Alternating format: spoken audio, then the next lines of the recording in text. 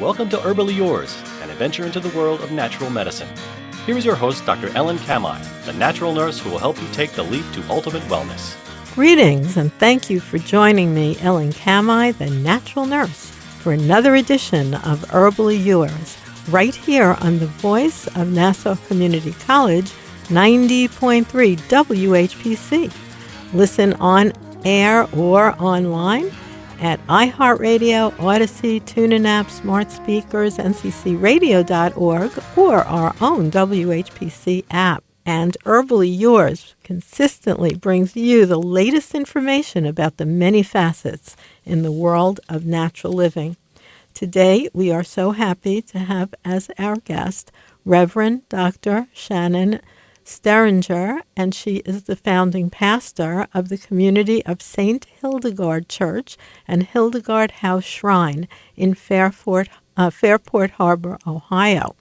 And Shannon has been working with this, and she is an ordained priest and has traveled to Bingen, Germany several times over the past few years to walk in the footsteps of Hildegard of Bingen for research and personal professional development. And she offers retreats, seminars, workshops, and classes on various topics in Hildegard for herb societies, churches, spiritual centers, and even day-long seminars at the seminary, which is in Hyderabad, India. Thank you so much for joining us today, Dr. Shannon. Thank you for inviting me. It's always an honor to be here with you. And you have written, quite a number of papers, like one is called The Ethical and Creative Leadership, focused on the leadership example of Hildegard of Bingen. That is fascinating. Many of our listeners may never have even heard of Hildegard. So let's go back in time and share with me how you came upon this fascinating person and who she is and what she did. That's 4 hours right there. But right, exactly. Let's start with that first question. How were you introduced to Hildegard? So I was working on, I did complete 2 doctoral dissertations. The first one is a Doctor of Ministry that I completed through the Diocesan Seminary here in Cleveland. I completed it in 2012. But in that particular paper, that research, I engaged in a historical survey of the various ways women have served in leadership roles in the history of the Roman Catholic Church, starting with Mary Magdalene and moving all the way through contemporary times, and different female leaders that were serving in the Diocese of Cleveland at the time. And while I was doing that research, I encountered this woman who I had never heard of before, Hildegard of Bingen. This was probably around 2009 or 2010 when I was doing the research. And I fell in love with her and just realized that she had a storehouse of works that, many were, of course, already being translated and being shared in different ways, both in academic circles as well as popular contexts. But for me, it was a brand new experience meeting Hildegard. And so I really couldn't give her any more space in the historical survey as all the other women I was looking at. But as soon as I completed that degree, I went right into a PhD program where I focused exclusively on the works of Hildegard of Bingen. So the PhD I completed in 2016 is actually in ethical and creative leadership, as you mentioned. But I used Hildegard of Bingen as a model. So Hildegard of Bingen was a 12th century German Benedictine nun. She served really in the role of an abbess, even though she was never formally granted that title. But she was referred to as a magistra, which is the Latin word for a teacher. But she was the leader of her community of Benedictine sisters. And she was a musician, a theologian, an artist, a politician, a homilist. She preached. She was an herbalist, which is what we're focusing on today. She left 2 really extraordinary works, Physica and Causes and Cures, on herbal remedies and different herbs that she had growing in the monastery gardens and that she would have used, or her sisters would have used in the infirmary. And so, and then a number of other works, minor works that she left us as well, An Unknown Language and Stories of the Saints, and just this smorgasbord of materials. And And so I just, for the last, since probably about 2010, have just been fully immersed in working through some of those works and trying to understand who this woman was, this really medieval genius, a polymath we would refer to her as. Truly. And in a society, if we can think back to, 12th century, women did not have so much to say in terms of running things, as we almost still don't, but certainly less so then. And yet she was able to move forward with her vision, create change, be recognized among world leaders. Really an amazing being. Yes, one area, of course, I love her writings on herbs. I love all of her writings, theology, etc. But one particular piece of her work that I'm particularly attracted to are her letters, and I love her letters. We have a collection of over 400 letters, back and forth between Hildegard and as you just said, she wrote back and forth with many very powerful people, emperors, popes, abbots, bishops. But in her letters, her personality and her strength as a female leader really comes forth, and her stubbornness and her humor and all of those other wonderful things. And as you said, for most of history, not only did women not have those leadership positions necessarily, but also many of their works. I just saw a meme the other day that said, for most of history, Anonymous was written by a woman. The works that were written and preserved by women often came down to us in history as written by Anonymous. And yet here we have this huge collection of works that actually has Hildegard's name on it, including the first known Western morality play, the Ordo Virtutum, which is just an extraordinary piece of art that comes out of Hildegard's collection of music. So, she was really an extraordinary historical figure. And then, of course, when you're talking about as her using herbal medicine, at the time that she was using herbal medicine, there were no pharmaceutical drugs.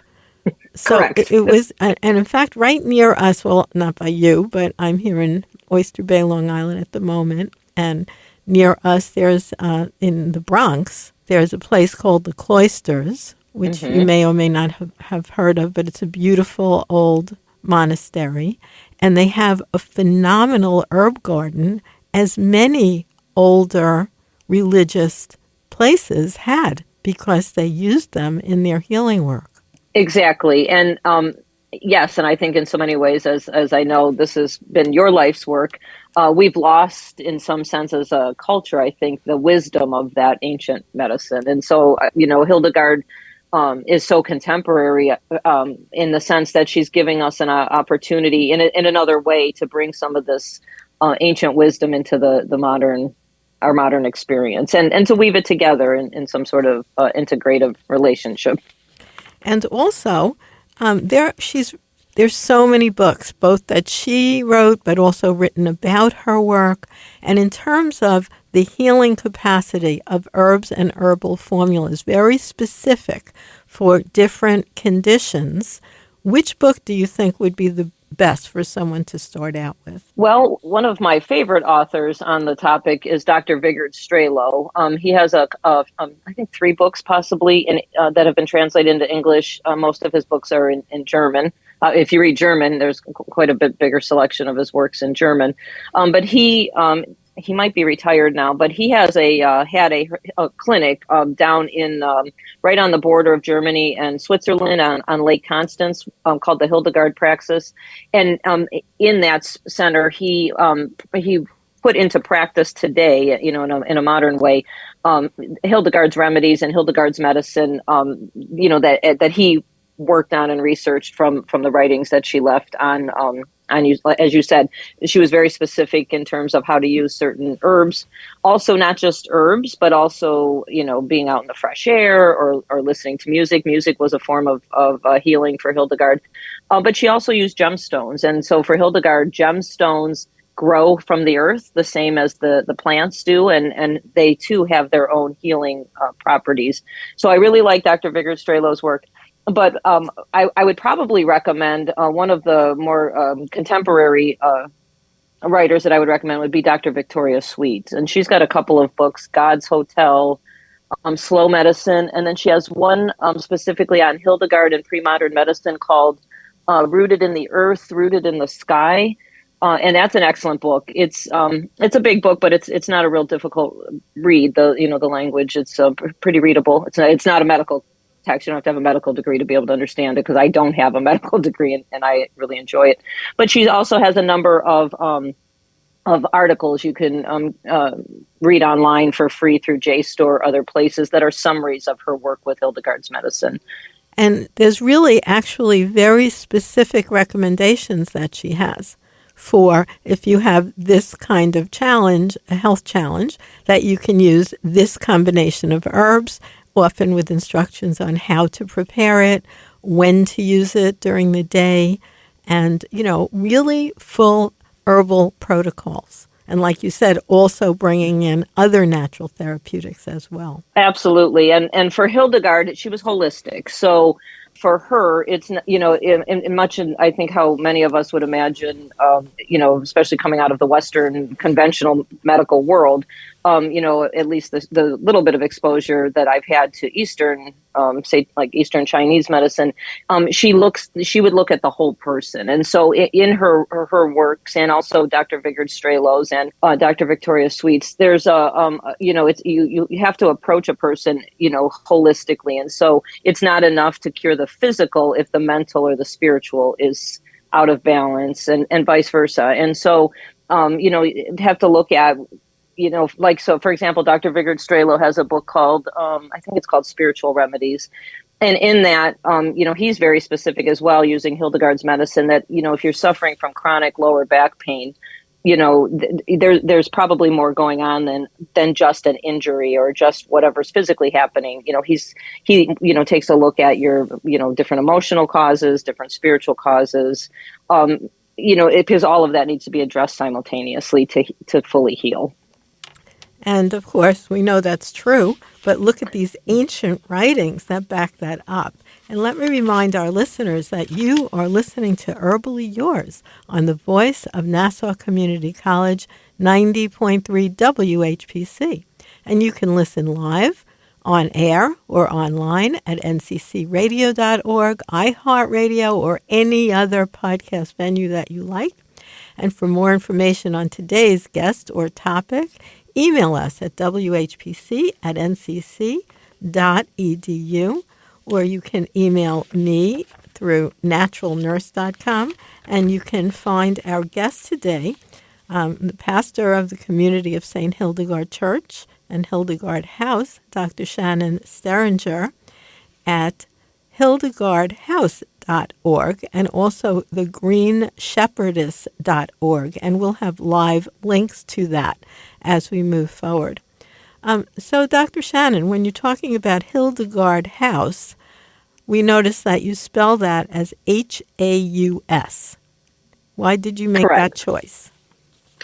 Well, primarily we wanted to use the German spelling because the Hildegard House is, in addition to it being the home of an active Christian worship community, it's also a shrine to St. Hildegard of Bingen. And so we've tried to model, as we're building the herb gardens and we're building the space, we're trying to model it. It's a much, much smaller version, of course, but after the shrine to St. Hildegard in Bingen, Germany. And so we wanted to have that German connection. It's very ironic that even I would say ironic's not the word. I would say, I believe very strongly in synchronicity. So I think can definitely see that playing out here. The church itself, the Hildegard House itself, has a very similar architectural look to what it's believed that Hildegard's church chapel looked like that she built at Rupertsberg in Germany. And so we're just trying to keep this connection between Germany and here in the U.S. But also there is a Hildegard House with the English spelling, which is a wonderful space in Louisville, Kentucky, which is a hospice house. And so wanted to also distinguish between, our two spaces, but primarily to keep us connected to the German, our German relationship here with Hildegard and her shrine in Germany. So that's a wonderful explanation. And it's pretty interesting that you were able to find this old-fashioned church that was no longer being used, and you actually purchased it.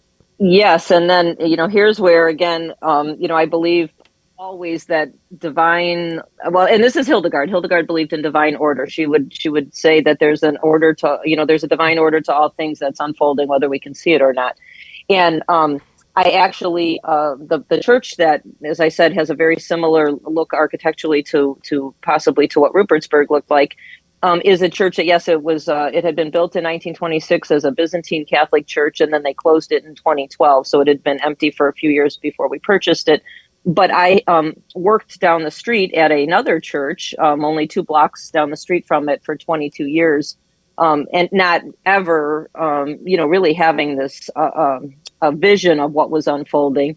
And it wasn't until after we purchased the property and started to restore it and renovate it that I was in Germany in a museum and came across the photo that brought to my attention the similarity between the buildings. So it wasn't as if we went out looking for something that captured that charism and that image, but it was after we already started the work on it that I realized the connection. So it's been from day one, it's been really a series of miracles that have unfolded here. Now, it hasn't been without its challenges.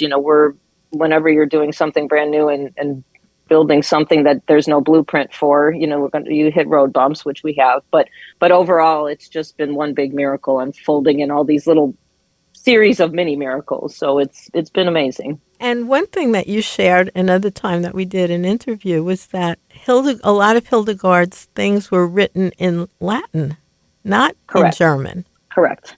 So then, even though she was in Germany, she was writing in Latin? Correct. So Latin was the ecclesiastical language or the church language, and she was a Benedictine, but it was also the language of academia, kind of the universal academic language. Doctors still use Latin today, and lawyers and other professions, I believe. But so, yes, her works were all originally written in Latin, and then they had to be translated. So they were translated earlier, and there were earlier critical editions of some of the translations in German because she was, much more popular in Germany. It took a little longer for her to get to the U.S. But now we have, in most of her major works anyways, we have pretty solid critical translations. There's a couple that are still in progress or in process that we'll probably have available in the next couple of years. But it took time. She was really never forgotten in Germany, but it really didn't become familiar to the rest of the world until the last 50, 100 years. And so it's taken time to translate the works, and then after translating them, then translating them into more critical editions. So, but yes, she wrote in Latin. That was a long answer to that, but yes, she wrote Latin. Right. So she spoke it, and her scribes wrote it in Latin. So she did have, whether or not she herself, she does say, there's a lot of discussion among scholars when looking at the works, which parts of her works were actually written by her, and what parts may have been written by a scribe, and or maybe like any other ancient text, may have been redacted or polished or added to over the years by translators or transcribers. Well, with a lot of the work that I've done myself, studying both her herbal and her spiritual teachings, I'm always so amazed by how much her whole depth of knowledge resonates with what might be called modern holistic natural therapy. For instance, her artwork, where she does these kinds of representative paintings, I don't know how you would describe them, but they look a lot like mandalas from Indian teaching. Right. And she often starts her visions off, or her writings off, by giving credit to them, to the living light. So she does, she doesn't claim her own knowledge or her own authority. Although, again, even though she might say all of this that I'm about to record came to me through the living light, due to scholarship, which is really important, able to kind of sift out, what may she have had access to in terms of other resources in the library, in the Benedictine library there at DC Bodenberg or at Rupertsberg. And a lot of times, people would visit and have their traveling libraries that would come. And so it seems that she had more of an education than she claimed, but there would have been reasons not to claim that. One, the first being that women had to be very careful not to claim their own authority or their own education, because that would, not have been appropriate in that culture. It would have probably led to a accusation of heresy. But to give all the credit to the divine revelation protected her in many ways. However, there are parts and pieces that she wrote or preached that really are, can't figure out where she would have gotten the information from. So they definitely seem to be inspired by this encounters, this experience she had with the living light. And so, as you talk about different cultures and themes that show up, again, if it's coming from an inspired or a divine source, from a place of faith, would say that the divine can reveal that all over the globe simultaneously, if you have that type of a faith. Yeah, well, that's interesting, almost like the 100th monkey effect. Exactly. One monkey starts washing their food, let's say, and then that suddenly spreads as a group consciousness, which they have no specific explanation for, but sort of similar to where perhaps she got inspired the same way that certain individuals in India did about expressing these spiritual artistic pieces, which are round and just have a very similar flavor. Right. And one I want to make sure to mention before we run out of time is that's so important to all of this is Hildegard had an understanding of a theological concept called viriditas. And this is really important to her holistic worldview because viriditas in Latin translated means greening power. And she didn't create that word, but she definitely gave it a whole new depth of meaning. Others so wait, before I want to actually, repeat that. It's called greening power. Aren't we hearing a lot about that now? That's what I mean. She's so profound. Yes, greening power, viriditas. And Gregory the Great and others had used it before her, so she didn't make the word up. However, for Hildegard, this greening power was not just about physical. It wasn't just the herbs that were growing or when the dewfall is on the grass, of course, that would be a piece of it. But for Hildegard, this greening power is this eternal life source. And so if we're living in a state of she was Roman Catholic, so she talked a lot about sin. If we're living in a state of sin or any state where we're in some way cut off from the divine, cut off from each other, cut off in our relationships, we're going to be lacking in that veridity. Same would go for if we're living in a state of constantly being anxious and stressful or, whatever, something that's not healthy for us. It's going to cause that greenness to dry up. And so for Hildegard, whether it's physical, mental, spiritual, emotional, if that veridity or that greenness is drying, we need to take the steps that are necessary to restore that veridity. And that's what's going to restore healing and wholeness. And that's such a beautiful thought, even now. And what did she mean by holistic spirituality? Well, she didn't actually use that term. That's a modern term that we're, putting back on her just, reading through her writings and looking at her theology and her spirituality and her use of all the natural elements from a contemporary space. We're understanding, Hildegard comes across as having been deeply rooted in this concept of holistic spirituality, but she didn't herself, to the best of my knowledge, actually use that term. So that's one that we've applied to her. In your work also? Correct. And what goes on at Hildegard House? It seems like you have a lot of interesting projects there. We do. And so, as I said, we have a worship community. So we do have services, worship services. But in addition to that, we also try to offer programming that offer opportunities to the community to take some time and regreen, if you will. Maybe it's a concert, maybe it's an afternoon retreat, maybe it's a day in the gardens, something along those lines that get to give people a chance to step back, do a little bit of self-reflection, maybe some meditation, and just to examine where they are feeling dry.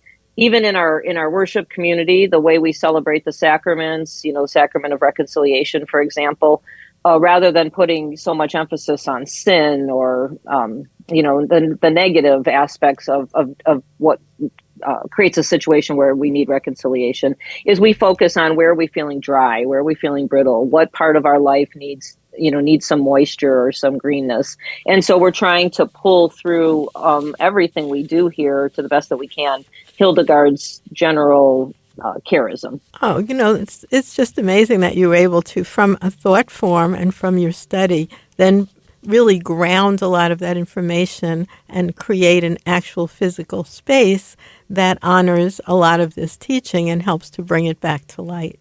Absolutely. And I think, like for myself, I'm not in the medical field. I'm a theologian. And so, here at the Hildegard House, I doing from my area of expertise, bringing what we can. And then, you're doing from your area of expertise, and Dr. Victoria Sweet's doing from hers. And you see all these different people focusing in some sense, maybe from a slightly different perspective, but all a part of the same whole. And so I think that's helping to get Hildegard's just the diversity of her gifts out into the world in so many different ways, even though I think in all of our efforts, there's this underlying goal to just help bring back, holiness and wholeness and veridity. And Hildegard gives us so many different creative ways to be able to do that. Right. In fact, one of them that you've spoken about, and we'll be ending after that, is cookies of joy made of cinnamon, nutmeg, and cloves. What are those about?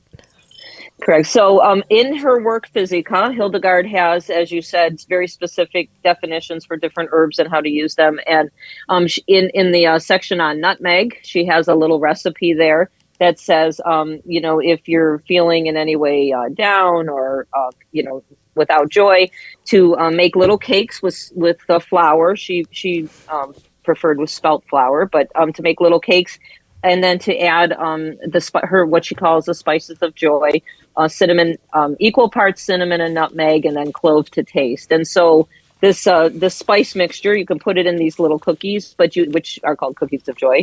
But I also keep a jar of it in my kitchen all the time, and I add it to my oatmeal or coffee grounds or any place where I want to, bring a little bit of Hildegard or a little bit of joy into the experience. Well, with that, thank you so much for being our guest today.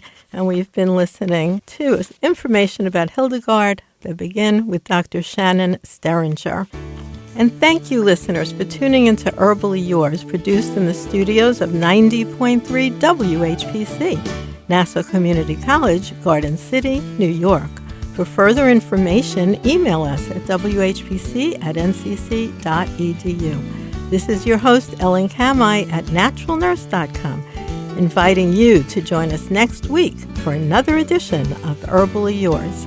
Until then, stay healthy.